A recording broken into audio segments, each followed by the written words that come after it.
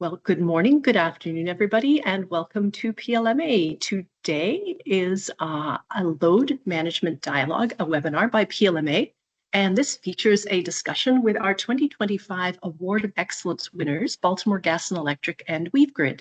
And this will be about their Smart Charge program for electric vehicles, and it will be moderated by PLMA's Industry Awards co-chair, Michael Olson of Tallahassee Utilities. And now I am going to turn today's presentation over to Michael to introduce today's presenters, and we can get the conversation started. So welcome, everybody. We're glad that you're here, and we are looking forward very much to hearing the story that BGE and WeaveGrid have to tell us. Great, thank you, Judy, and welcome everyone. It's my pleasure to introduce today's speaker and their award-winning Smart Charge Management Initiative. They're Nikhila Datta, Principal Business Program Manager for BGE, and Alex Slaymaker, Head of Client Success for WeaveGrid. During the Q&A session, their colleague Brad Harris, Manager of Policy and Regulatory Affairs at WeaveGrid, will join us as well. But before we get started, just a quick note about the PLMA Awards of Excellence program and changes we made this year. In the past, we had categories to apply for. We scored nominations against certain criteria.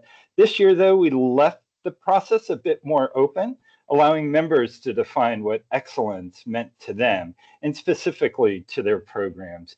We received nearly 20 nominations, from which 9 finalists were selected, and those were ranked by a jury of PLMA peers. The Smart Charge Management Program was one of 4 winners recognized at PLMA's spring conference in Kansas City last month. A quick side note, as we proceed with today's conversation, please type your questions into the chat and we'll do our best to answer all of them. And now it's my pleasure to hand the floor over to Nikhila to get us started. Nikhila?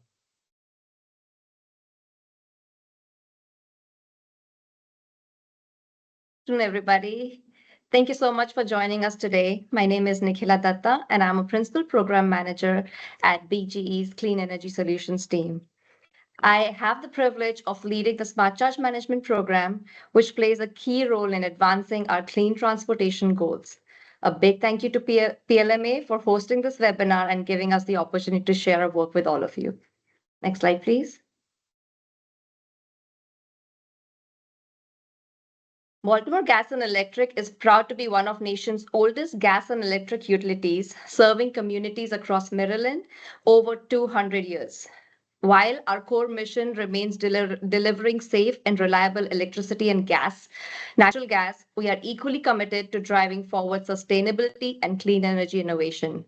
Maryland has set bold climate goals, aiming for net zero greenhouse gas emissions by 2045.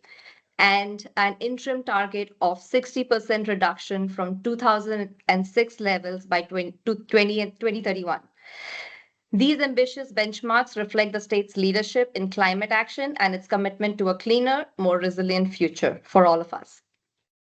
At BGE, we are aligning our efforts with these statewide goals by preparing for the evolving energy needs of our customers.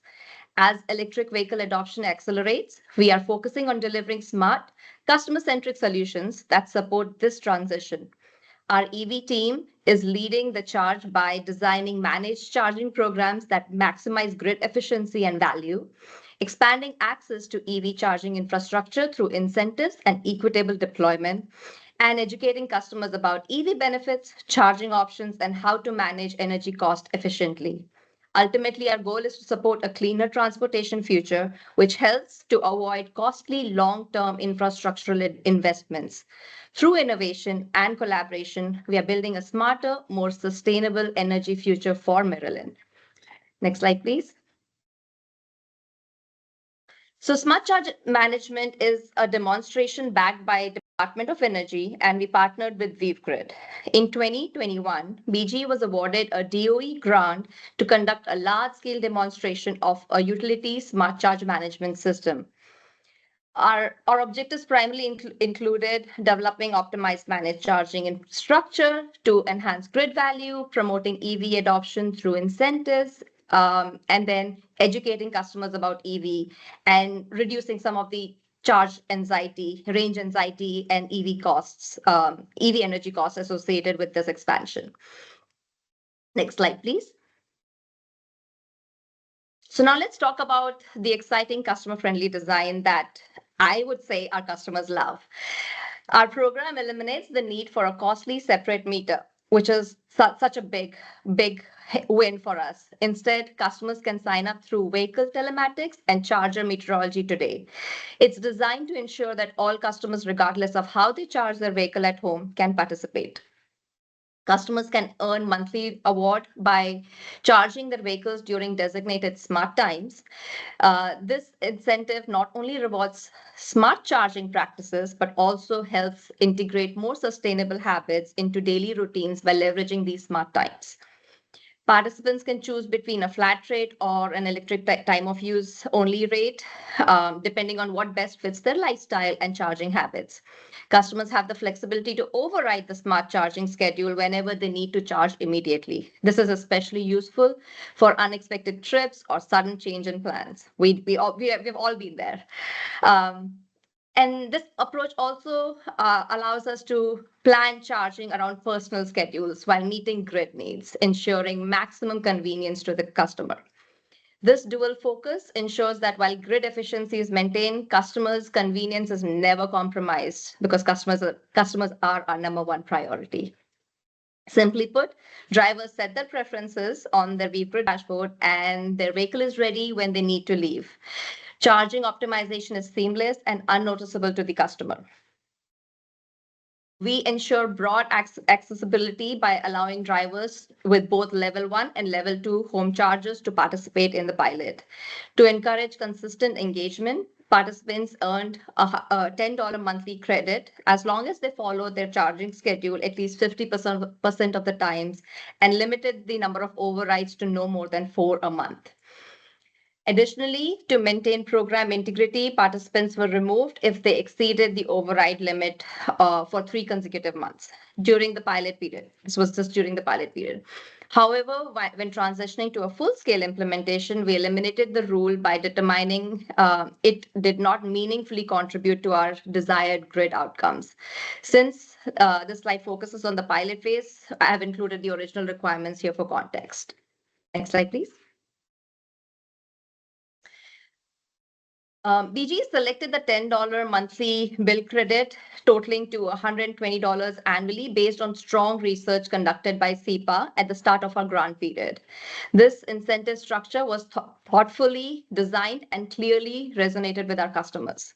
Our surveys confirmed that we expected. The primary motivator for customers to join the pilot was the opportunity to save money on their bill. And it worked. Great. It worked great for us.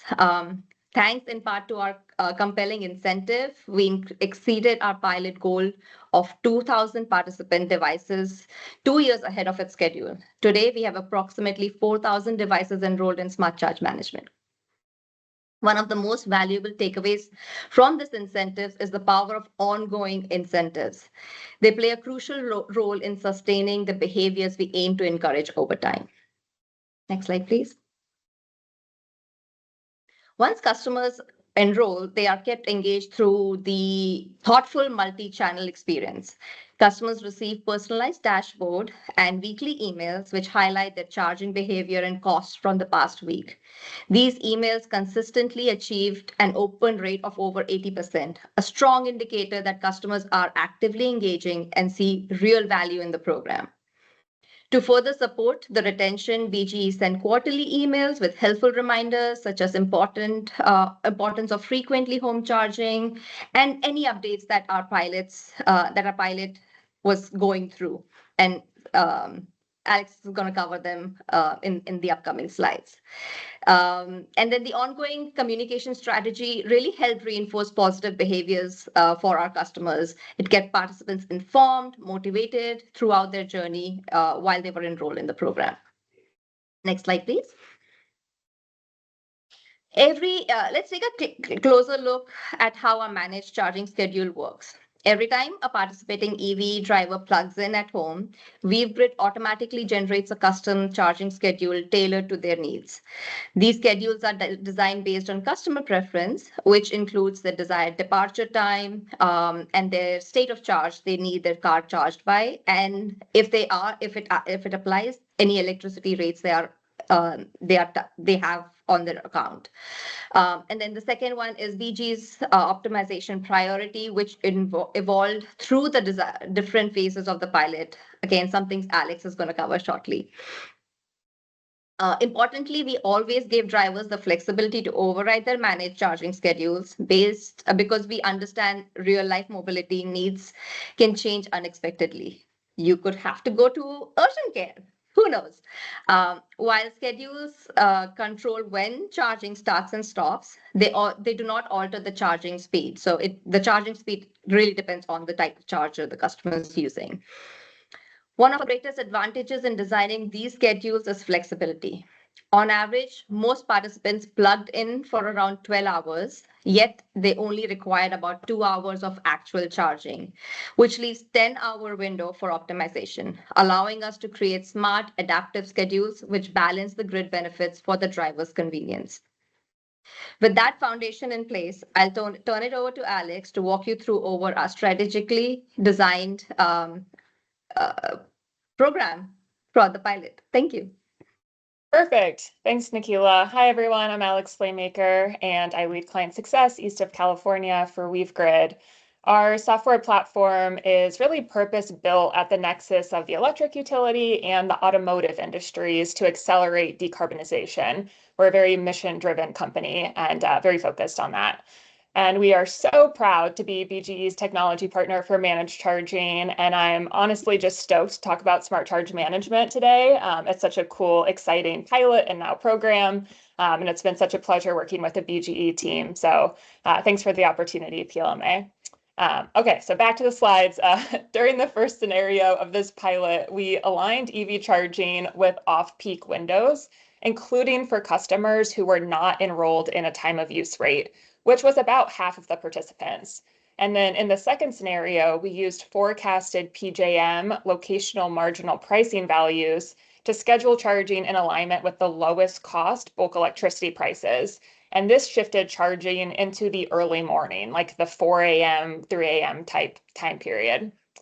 And both of these scenarios did successfully shift home charging in alignment with the scenario goals. But folks in the industry are probably already thinking, looking at these graphs, like, hey, this is leaving value on the table because we're creating timer peaks, which can negatively impact distribution infrastructure, which we anticipated. And that's why we all designed the pilot with a third scenario, which is shown on the next slide. And we have been in this load balancing approach since the Q4 of 2023. And in this approach, we are shifting and flattening participant home charging load to protect those distribution assets. And then in the next slide, I'll talk about why that's so crucial. Awesome, thanks. Load balancing is really important because unmanaged clustered EV charging can severely strain distribution assets. To kind of bring this home, I'm going to share a few stats. Over 80% of EV charging actually happens at home, and most BGE participants charge with a level 2 charger, which can be about 2 to 3 times the average home's electricity demand. So we're talking about a lot of demand. And without intervention, most EV drivers, especially those not on a time of use rate, will actually plug in when they get home and start charging immediately. And if you have multiple neighbors who all start charging their EVs at the same time, the total peak load may push a local service transformer beyond its rated capacity. And this can lead to accelerated asset aging or even failure, resulting in unplanned outages and higher replacement costs. And some utilities across the country are already seeing this come to fruition.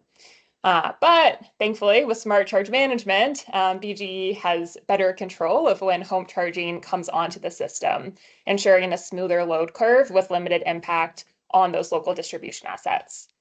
Next slide, please. To achieve these outcomes, we used WeaveGrid's patented distribution integrated smart charging orchestration technology, which is a bit of a mouthful, So we say DISCO for short. It's a very fun acronym.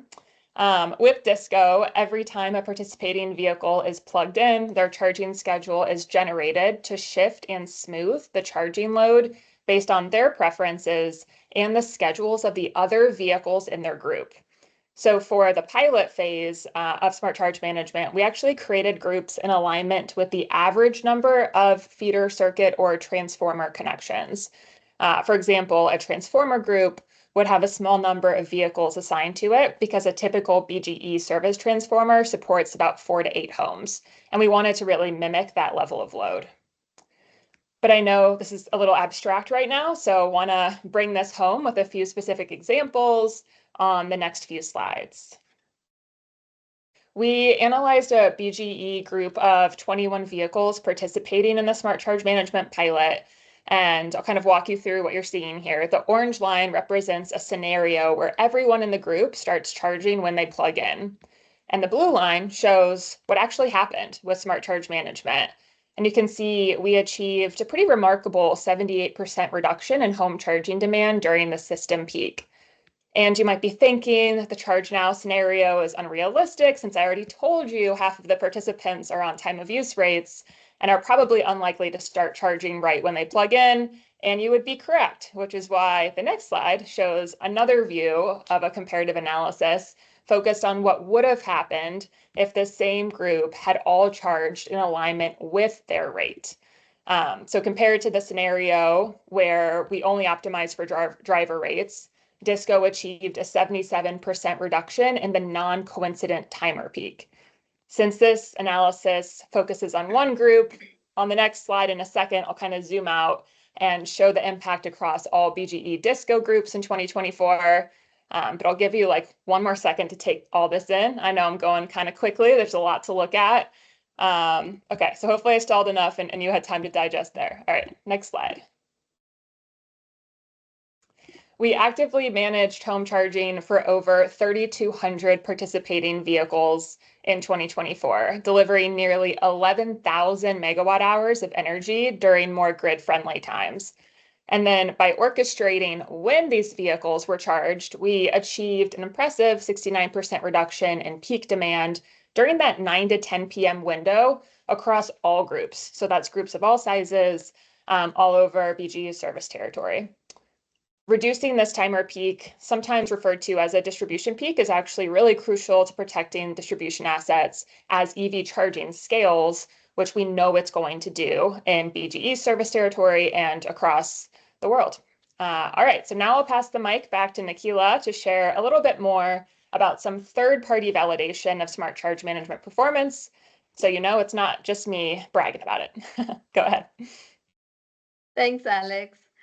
I'm excited to share that the value of Smart Charge Management has been independently evaluated. A study conducted by Argonne National Lab using real-world operational data from BGE and PEPCO, who is our sister utility, confirmed that Smart Charge Management delivers significant benefits to the electric grid.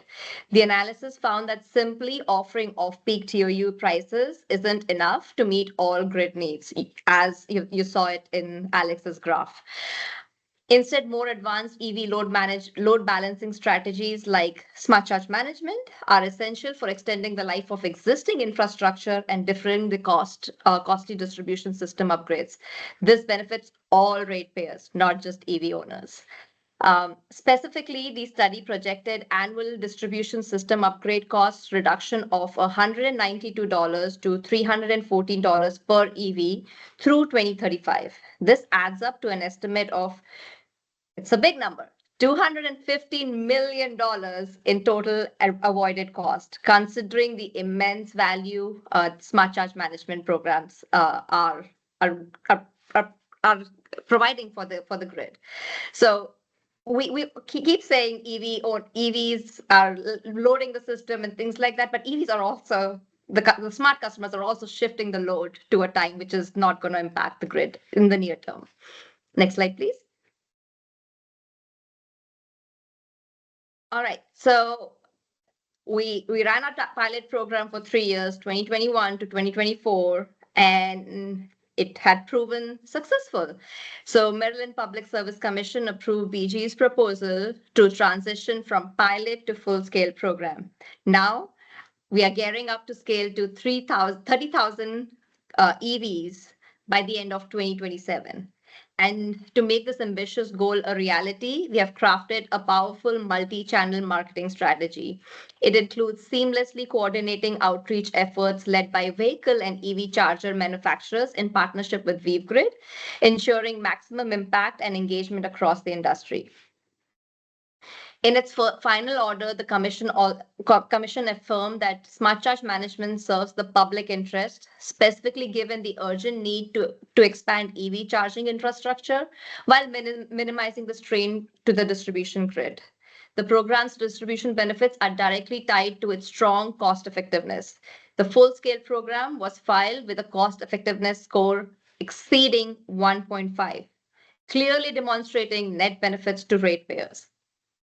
It's important to note, delivering cost-effective managed charging program is not automatic. It's a result of intentional strategic program design, something we have highlighted throughout this presentation.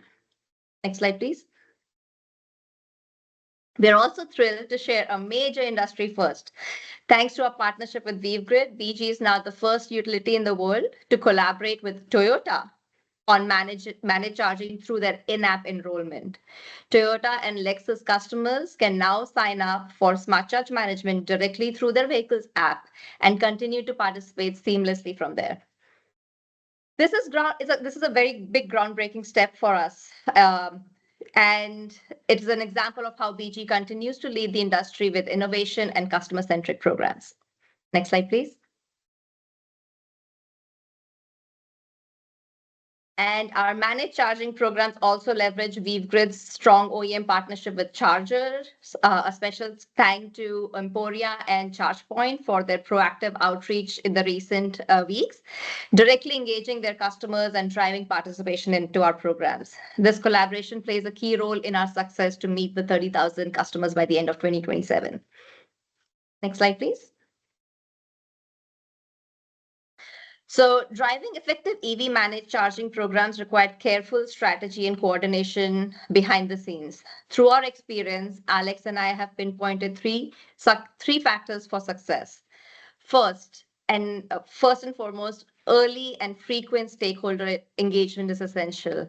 Strong collaboration with internal utility teams, including IT, distribution teams, and capacity planning experts, ensures alignment across operations within the team. Choosing close partnership with our community EV groups has also proven crucial for our program design. And most importantly, maintaining consistent, transparent communication with regulatory commissions is not just best practice, it's vital for gathering input and securing support as we introduce new innovations. The second one is offering drivers multiple managed charging programs with distinct value propositions is crucial. The goal isn't simply to increase enrollment to enhance customer satisfaction. Our findings show that those who combine smart charge management and our other program, which is the EV time of use rate, report the highest satisfaction, while this pairing also maximizes benefits to the grid system. Providing customers with choices throughout the process is key, which is from selecting a program to customizing their charging settings and having the flexibility to charge now based on mobility needs. It's important to set realistic program requirements, keeping in mind that EV's primary role is transportation. Finally, the third and the last one is adopting dynamic managed charging and distribution optimization as the new standard. By focusing on continuous optimized EV managed charging schedules, we design programs that mitigate potential distribution system impacts. This method delivers significant greater utility value that then approaches solely centered on demand than approaching the solely centered from a demand response events perspective. These principles shape the foundation of effective EV managed charging strategies, paving the way for a smarter, more adaptive program that benefits customers and the grid alike. Next slide, please. To wrap up, smart charge management is replicable and scalable model for energy affordability. By optimizing when EV charging occurs, advanced managed charging programs like ours enable utilities to sell more electricity without costly grid upgrades. This approach can effectively lower the cost to serve all customers, not just EV drivers. We are excited about the future of the program, and thank you for your attention today, and we welcome any questions. Great. Thanks, Nikhila and Alex. We do have a number of questions coming in, a few of them around the cost effectiveness and a few other themes. But let me start. Nikhila, what lessons have you learned about customer engagement that other utilities should consider as they scale their own managed charging programs? Very good question, Mike. To answer, we have learned several valuable lessons about customer engagement that I think other utilities can benefit from our experience. And I'm going to name a few for this question. Number one, communication is key. Customers heavily rely on their EVs for daily transportation, right? So this is not like their blender or microwaves. They need this for going places. So when we make tweaks to our programs, we realize the importance of keeping customers informed at every step. This transparency helps build trust and comfort in allowing the utility to manage their charging. Then the next one would be regular updates.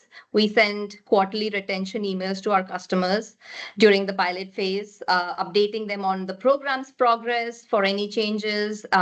This kept them engaged and aware of how program benefits them. For example, in one of our retention emails, we included infographics showing the collective positive impact of everybody through the program. And sometimes people forget why they signed up for it, not just for money, but it was a good reinforcement for them. The next would be override notifications. Like I said, we limit the overrides that the customer could do or add to the schedule to 4 times in a given month. So by letting the customers know how many overrides they have incurred before losing their monthly credit, we started sending them a warning notification after the 3rd override, which gave them a sense of, okay, I'm reaching my max. I need to start adhering to the schedule. Otherwise, they lost their credit. So we sent email notifications to the customers. This helped manage expectation and encouraged smart charging practices. This also helped reduce some of the calls that came to our call center because the customer was getting those notifications in advance before they actually got their bill. And we also developed frequently asked questions, the FAQs and support on our digital platforms. We created FAQs to address specific questions from the customers which we received throughout the pilot. Providing accessible information helped resolve concerns and enhance customer experience. So these strategies ensure that customers felt informed, valued, comfortable with the program, ultimately leading to that high participation and retention rates I was talking about. Great, thank you. So in that same theme, Nikhila, the idea of kind of scaling the programs, I noticed one of the questions in the chat kind of pivots to EV manufacturers and connectivity.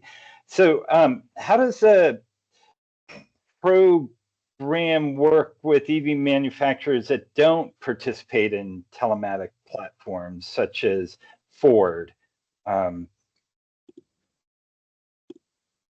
Yeah, I can hop in there. Take that question. Oh, okay. Thanks, Alex. Happy to. So if a customer has a level 2 charger at home from Emporia, from Wallbox, from ChargePoint, they can actually participate through their charger instead of having to participate through their vehicle telematics. So we actually have participation from every OEM because we can allow people to enroll via their chargers. So I think the question in the chat was maybe about like a Ford. As long as that Ford driver has one of those chargers, then they're good to go. And ChargePoint is, obviously a major leader in the industry. So the majority of charger-based participations right now is concentrated with ChargePoint. Right. And in the presentation, you all mentioned that the majority of it is happening at home. Is the program, though, limited to just the driver's home location? And Yeah. how are you verifying that drivers are at home?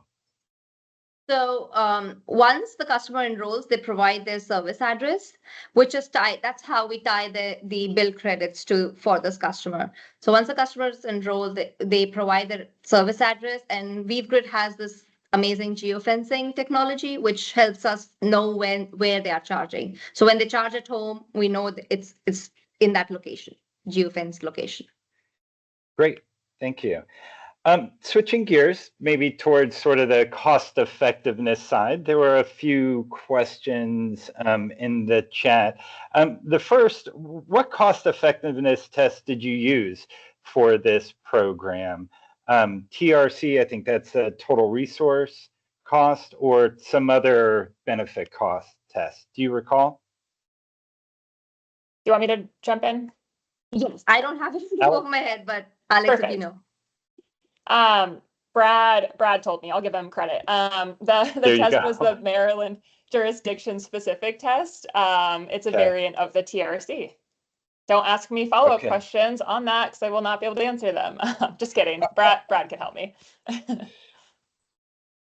I love it. So in that theme, and kind of from a utility perspective, when evaluating cost effectiveness, certainly the pilot was shown to reduce strain on distribution assets. One of the questions in the chat was, how far back? Did you just evaluate it at the transformer level, feeder level, all the way back to the substation? Yes, up until the substation. Okay. The ANL, just to unpack that a little bit more, the ANL study specifically looked at the feeder and transformer level upgrades.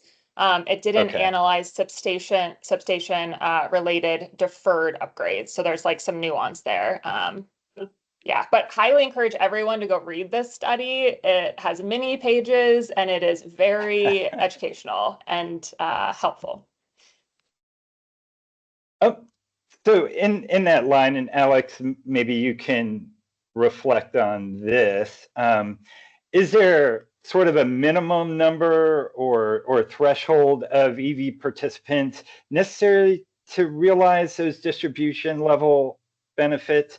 And in that same vein, did the program recruit EV customers on highly loaded circuits to kind of maximize the return on investment? Yeah, great questions. I mean, the benefits absolutely grow with scale. That is definitely true. I'd say depending on the asset, even one EV charger that's charging at the wrong time can result in an overloaded asset, right? Which could be avoided through strategic managed charging. So I think that's kind of a reality of it. But zooming out a little bit, I think this is really a strategic trade-off conversation. Sure. When designing programs, utilities really have to design participation requirements based on their goals and grid needs. BGE, and Nikila can elaborate, but BGE decided not to limit participation to only customers on highly loaded circuits. Instead, they decided to allow all customers that are eligible to participate, which makes the program easier to administer and to scale quickly. And it also avoids confusion and frustration from customers who are excluded based on their location, and they don't understand why, because they don't think in feeders. They don't think in the way that we all think, right? And I think their approach was also really smart because it helped build a large pool of EV charging that can be leveraged later for more targeted needs, right? Because sometimes a circuit may not be highly overloaded, but a service transformer on that circuit is. So restricting based on only overloaded circuits or something, you might actually lose sight of some of the more localized needs.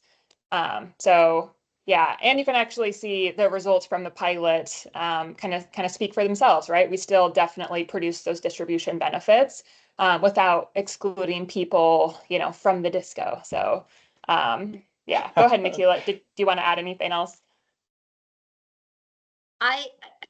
Like Alex mentioned, a lot of customers share how the experience is. Not everybody may be your neighbor, but you share, oh, I'm on this program, I'm saving $10.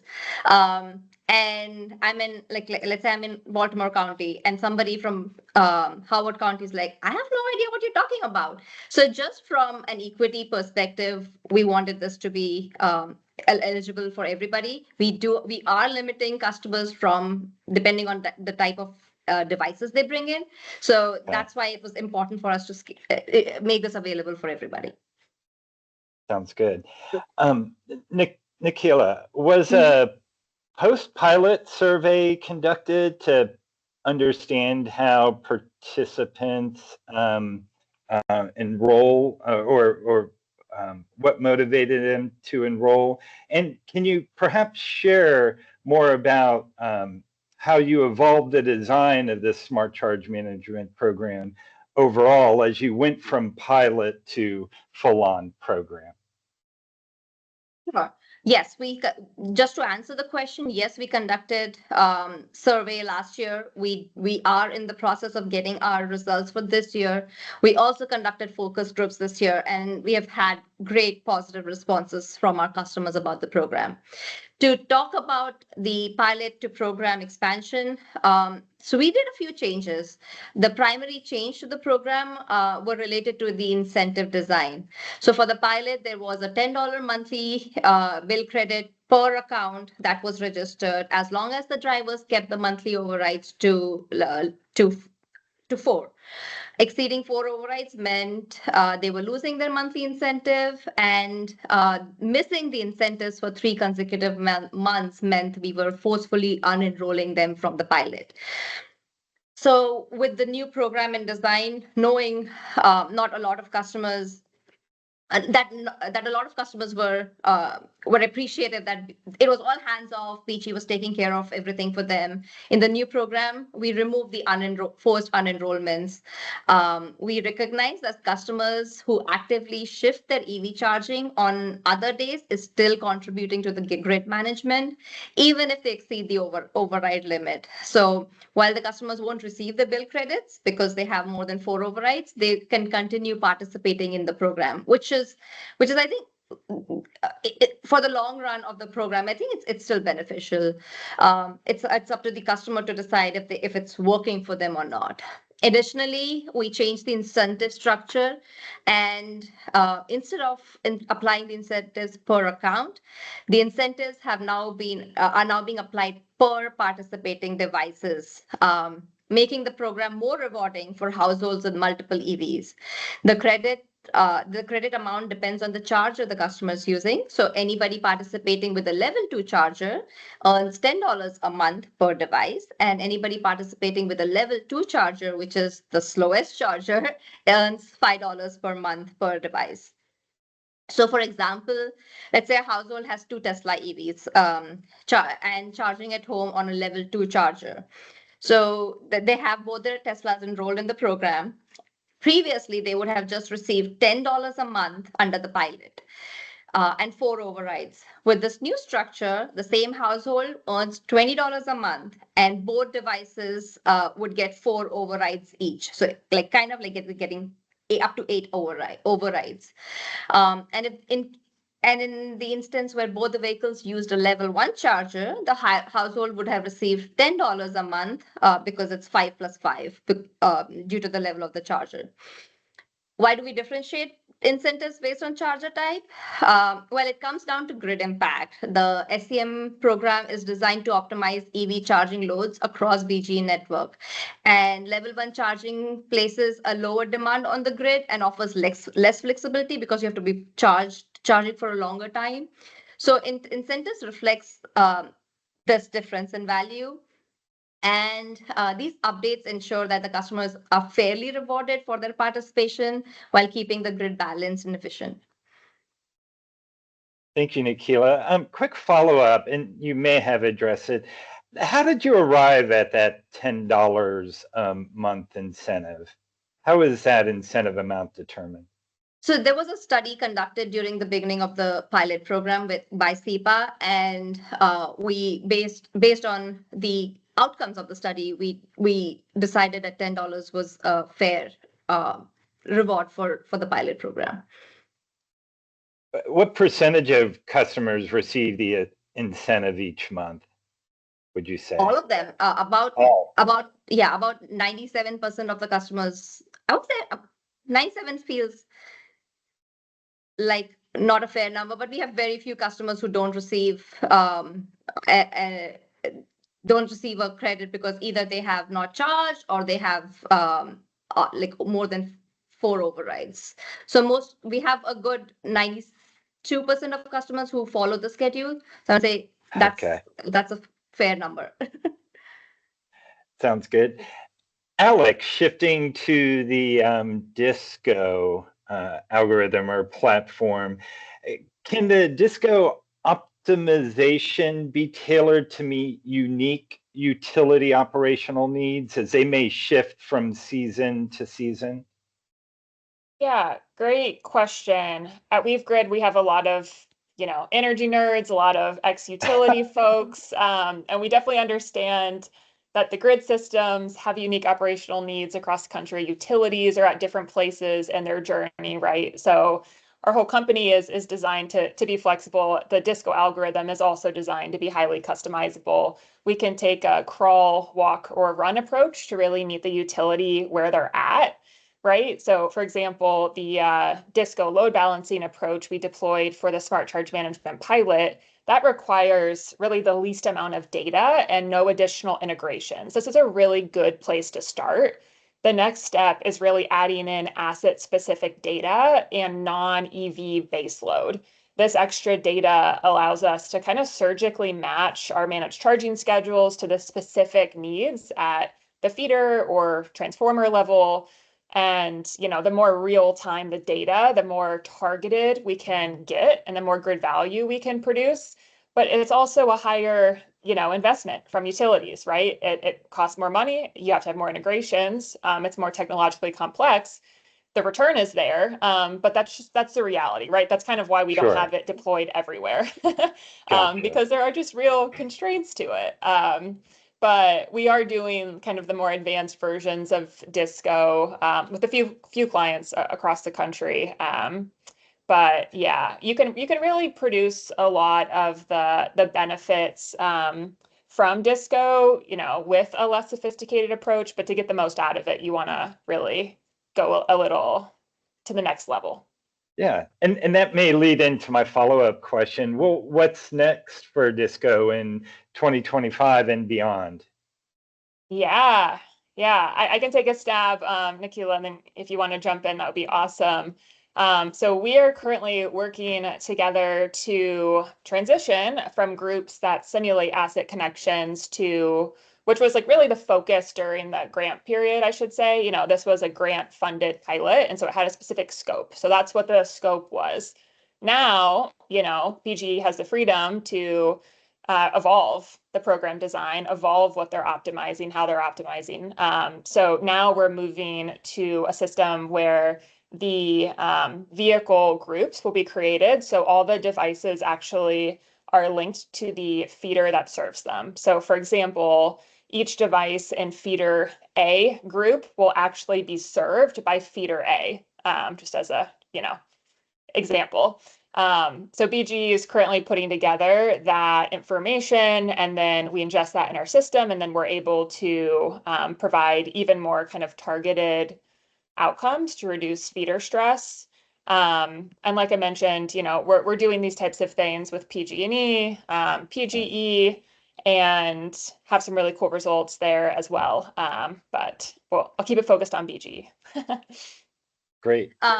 Thanks, Alex. And I would like for the other utilities who are here for feeder level optimization, we've worked with our capacity planning teams, included their feedback. So that's something else I would like to add. Yes, it wasn't a decision just by the strategy team. We had internal partners who we worked with to get the approval and determine that strategy. Thank you both. Pulling from the chat questions, let's stay on the distribution benefits for a second. How challenging is it to affiliate or maybe correlate vehicles with the feeders or transformers that they're on at BGE? I guess this comes into the grouping strategy. Repeat the question Alex for or me again, Nikhil? Michael. Yeah, how challenging is it to, I guess, correlate vehicles with the feeders or transformers they are served by on the BGE system? So I want to say we have amazing systems who talk with each other, and we have the information. It's not very difficult. But this information is also very close to different departments, and we got to work with these Okay. departments and get their buy-in to our strategy. So it's not difficult to get the information. It's just coordination that you need to Sure. work within your company to get it to become a strategy for you to start working on. Sounds good. Thank you.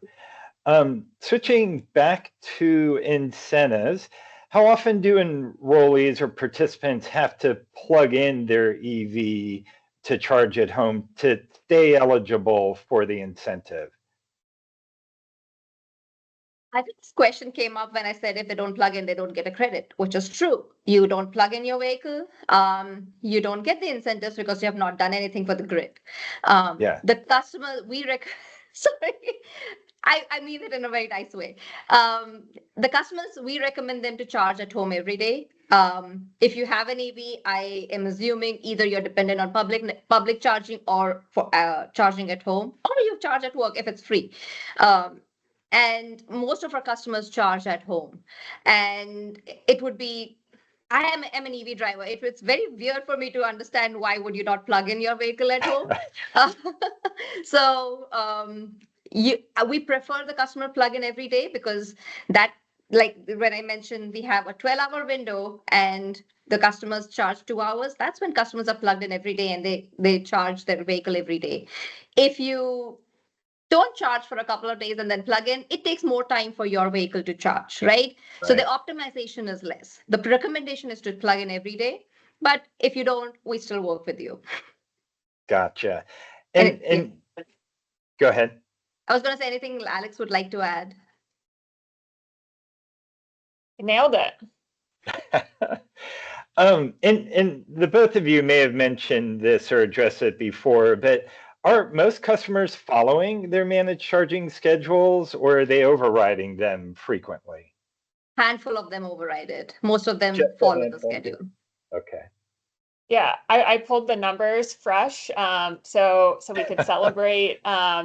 We actually have about 94% of all the home charging completed by these participants aligned with the schedules that our system is sending them.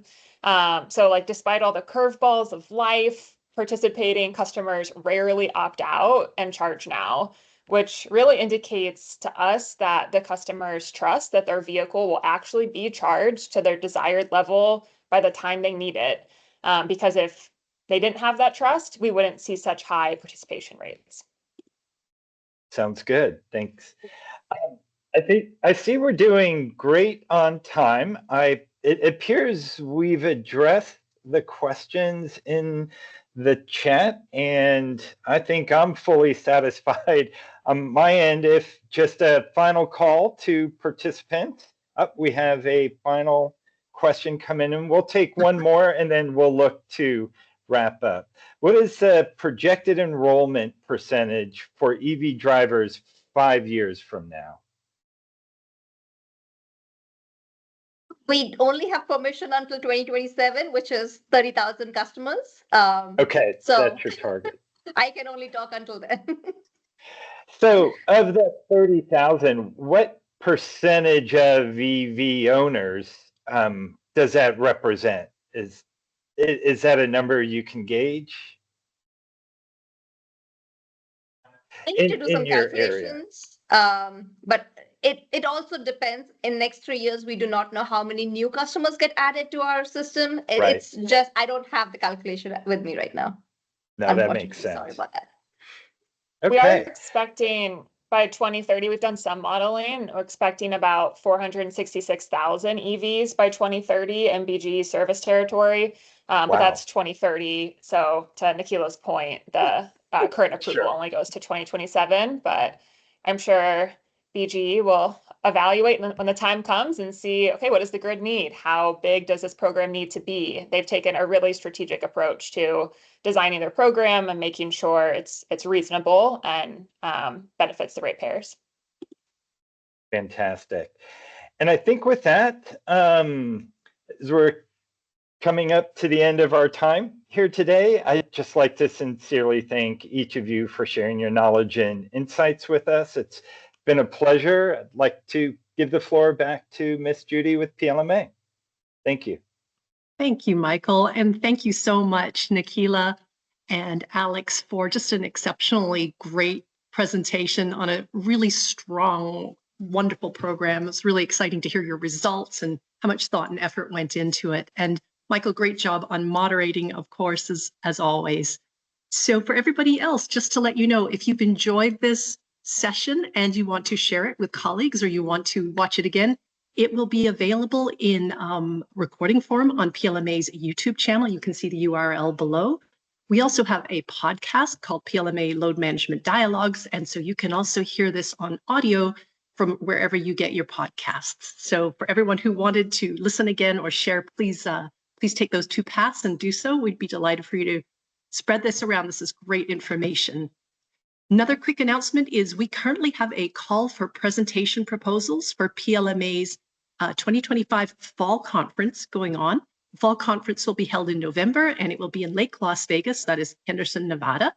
And that will be November, as I said, but the call for presentation proposals is until June 16th. So if you have a great story to tell, a great presentation you'd like to make from the stage to your colleagues and peers in the industry, please go to our homepage and you will see a little box there that will give you a link directly to how you get to submit a proposal.